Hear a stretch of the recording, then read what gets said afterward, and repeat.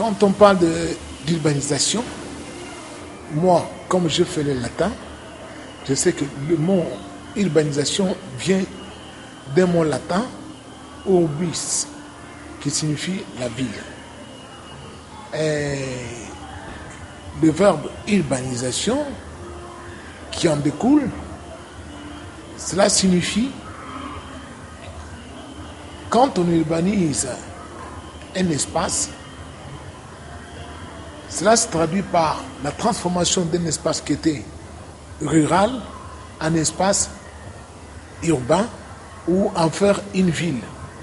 Qui dit ville, dit des structures déjà prédéfinies comme des routes, des canalisations, des égouts. Il y a toute une voirie qui doit accompagner une ville. Donc, s'il n'y a pas de voirie, il n'y a pas de ville. Alors, c'est pour cela nous allons nous pencher aujourd'hui sur l'urbanisation en ce qui concerne nos villes africaines en général et les villes congolaises en particulier. Il faut d'abord regarder la réalité en face. Comment est faite l'urbanisation de nos villes actuellement? Et cibler certains méfaits qui sont à la base d'un grand désordre en ce qui concerne l'urbanisation dans nos villes africaines. Je vais donner un exemple.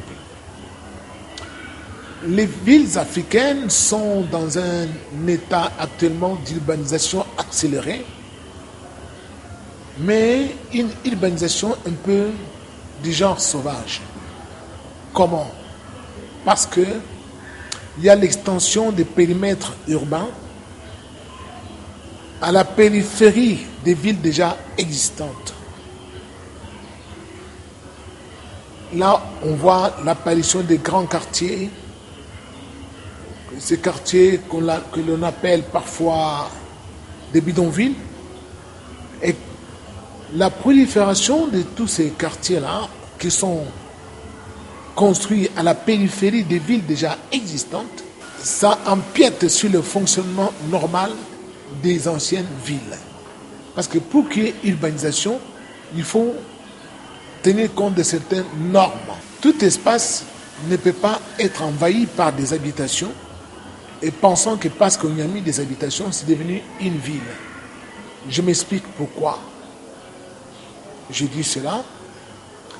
On s'aperçoit, par exemple, que des quartiers qui ont poussé à la périphérie de villes déjà existantes ne respectent pas les normes urbanistiques. À savoir, il n'y a pas d'égout, il n'y a pas de canaux d'évacuation d'eau, soit des canaux d'irrigation ou bien des canaux de drainage des eaux pluviales.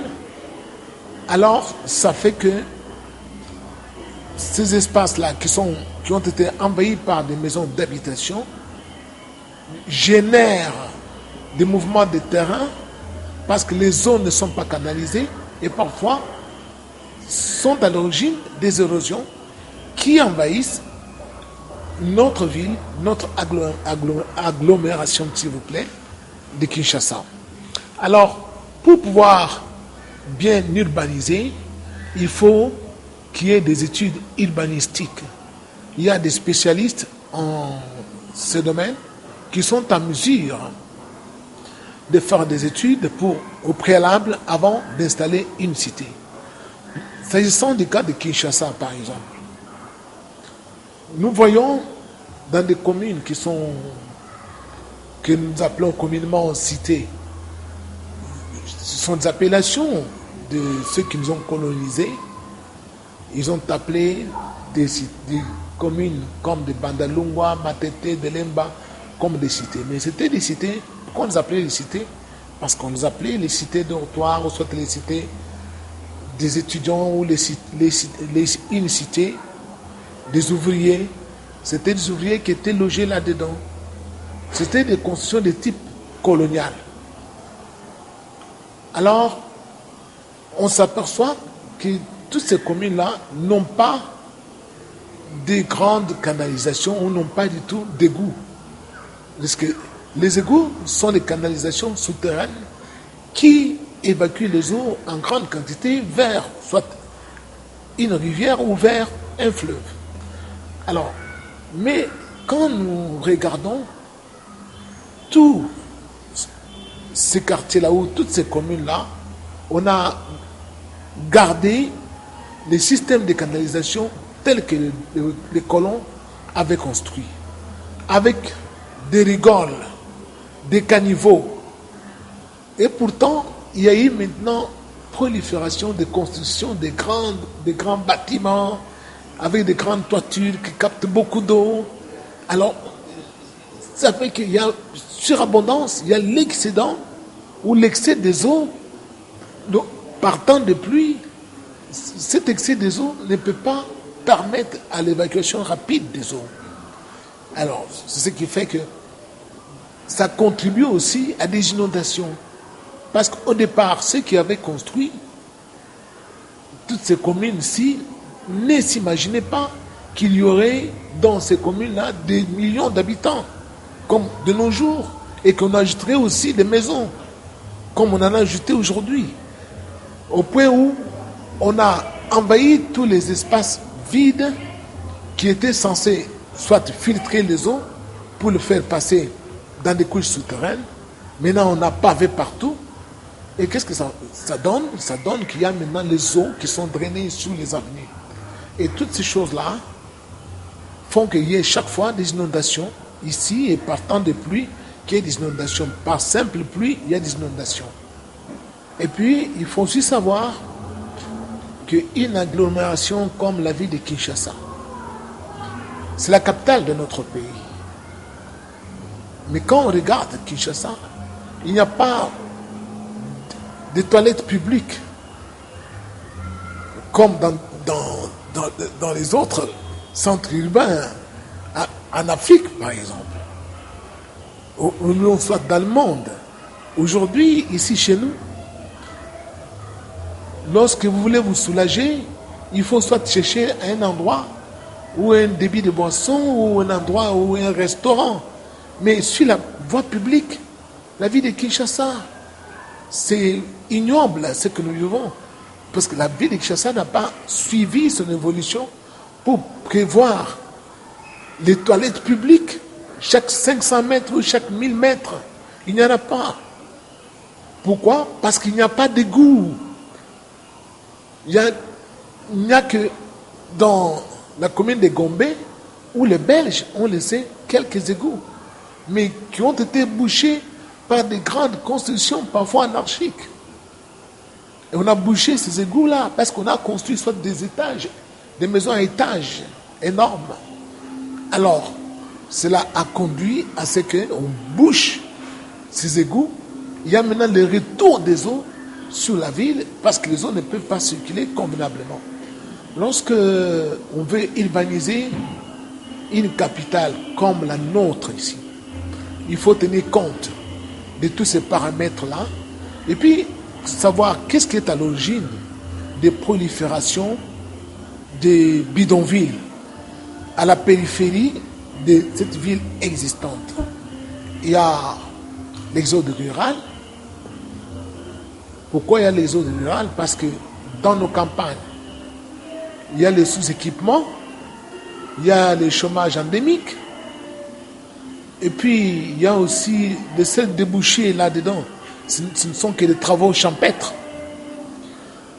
À un certain âge, parfois, on ne peut plus encore s'y appliquer, et les hommes préfèrent venir dans la ville chercher un boulot un peu plus aisé, ce qui fait que l'exode rural est aussi à la base de prolifération des bidonvilles à la périphérie des grands centres urbains. Et ça crée de malaise, parce que vous allez vous apercevoir qu'il y a des quartiers riches qui sont à proximité des quartiers pauvres, et il y a des inégalités sociales parmi les couches sociales, et parfois ce mécontentement parce qu'il n'y a pas eu intégration de certaines couches sociales, ces mécontentements débouchent sur la violence.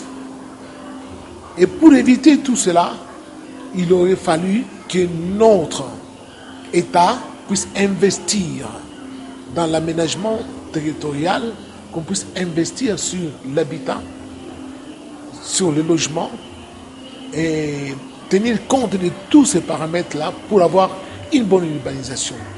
Parce qu'il faut supprimer les systèmes de chaque parcelle fosse septique.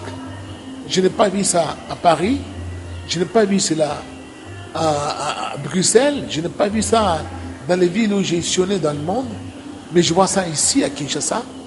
Chaque parcelle, il y a un fosse septique. C'est ce qui nous attire aussi beaucoup de microbes, beaucoup de maladies quand il y a inondation, parce que les fosses septiques sont débordés, ou soit on ne peut pas continuer avec cet état des choses. Il faut revoir. Pour moi, ce que moi je recommanderais à ceux qui nous gouvernent, c'est de songer dans un avenir, soit lointain ou proche, à pouvoir raser totalement les communes construites du temps des colons, des communes comme Bandalungwa, Matete, Lemba. Donc ce sont justement des cités dortoirs qu'on avait construites en ce temps-là juste pour des ouvriers. D'ailleurs, vous n'avez qu'à voir ce type de maisons. Il n'y a même pas de garage. Parce que ceux qui y habitaient n'avaient que des vélos. Alors quand on regarde ce type d'habitation où il n'y a pas d'égout, donc ça devient un enfer. Et c'est ce qui est à la base aussi de beaucoup de troubles à Kinshasa, parce on a amassé la population dans des logements qui sont parfois insalubres et des gens n'arrivent plus à vivre convenablement. J'étais étudiant en Europe. En étant étudiant en Europe, j'ai travaillé dans les métros, on a construit des métros, j'ai participé au chantier des métros et des trains souterrains. J'ai vu comment les Blancs construisaient chez eux dans des endroits marécageux. Je ne savais pas que cela me servira un jour. Mais quand je suis arrivé dans mon pays, je me suis rappelé ce que j'avais vu en France, particulièrement à Paris, des techniques qu'ils avaient utilisées pour construire dans des endroits marécageux. Je me suis inspiré de ces techniques-là. J'ai fait comme les Blancs font chez eux, quand ils ont un terrain marécageux, comment ils neutralisent cela, comment ils construisent non pas sur l'eau, mais ils construisent sous l'eau.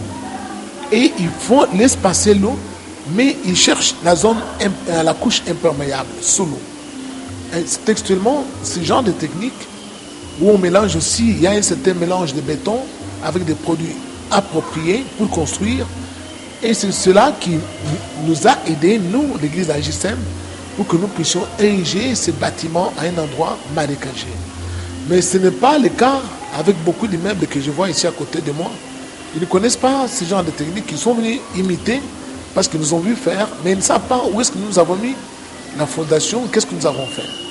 Alors, ce que moi je peux apporter comme conseil est que, avant de construire, il faut chercher les spécialistes qui sont habilités à pouvoir construire dans des endroits ou dans des terrains qui sont des terrains marécageux. Parce que quand on ne construit pas, ces ingénieurs-là, on fait à l'emporte-pièce ce qu'on voudrait faire par soi-même, on tombe toujours dans les pièges, et puis au fil du temps, l'immeuble peut s'écrouler et puis causer la mort de beaucoup de gens, ou soit l'immeuble peut être drainé par les eaux de pluie. Dans ce cas aussi, ça va toujours causer la mort d'hommes. Et c'est ce qu'il faut éviter. Et aussi, ce qu'il convient de savoir est que pour qu'il y ait une bonne urbanisation, il aurait fallu toujours que notre État, avec les services d'urbanisme, ne puisse pas laisser les champs libres aux chefs coutumiers de pouvoir lotir des terrains sans qu'il y ait eu une étude préalable des terrains. Parce que c'est ce qui est aussi à la base des désordres. C'est à partir de cela qu'il y a prolifération de villes bidons qui sont en périphérie des villes déjà existantes. Et ces bidonvilles n'obéissent pas aux normes urbanistiques et sont à la base de beaucoup de problèmes.